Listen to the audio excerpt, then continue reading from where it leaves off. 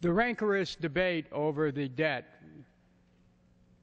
belies a fundamental truth of our economy, that it is run for the few at the expense of the many, that our entire government has been turned into a machine which takes the wealth of the mass of Americans and accelerates it into the hands of a few. Let me give you some examples. Take war. War takes the money from the American people and puts it into the hands of arms manufacturers, of war profiteers, of private armies. The war in Iraq, based on lies, $3 trillion will be the cost of that war at least. The war in Afghanistan, based on a misreading of history, $500 billion in expenses already. The war against Libya will be $1 billion by September. 50% of our discretionary spending goes for the Pentagon. A massive transfer of wealth into the hands of a few. Well, the American people lack sufficient jobs, health care, housing, retirement security. Our energy policies take the wealth from the American people and put it into the hands of the oil companies. We could be looking at $150 a barrel for oil in the near future.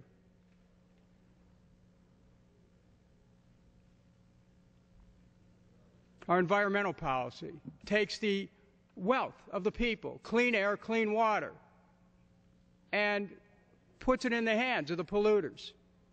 It's a transfer of wealth, not only from the present, but from future generations, as our environment is ruined. Insurance companies, what do? They take the wealth from the American people in terms of what they charge people for health insurance, and they put it into the hands of the few. We have to realize what this country's economy has become. Our monetary policy, through the Federal Reserve Act of 1913, privatized the money supply, gathers the wealth, puts it in the hand of the few. Well, the Federal Reserve can keep creating money out of nothing, give it to banks, to park at the Fed, and our small businesses are for capital. Mark my words, Wall Street cashes in whether we have a default or not. And the same type of thinking that created billions in bailouts for Wall Street and more than $1 trillion in giveaways by the Federal Reserve today leaves 26 million Americans either underemployed or unemployed.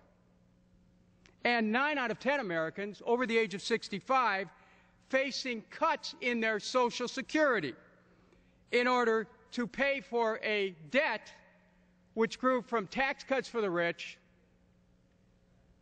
and from endless wars. There is a massive transfer of wealth from the American people to the hands of a few, and it's going on right now as America's eyes are misdirected to the political theater of these histrionic debt negotiations, threats to shut down the government, willingness to make the most vulnerable Americans pay dearly for debts they did not create. These are symptoms of a government which has lost its way. And they are a challenge to the legitimacy of the two-party system. I yield back.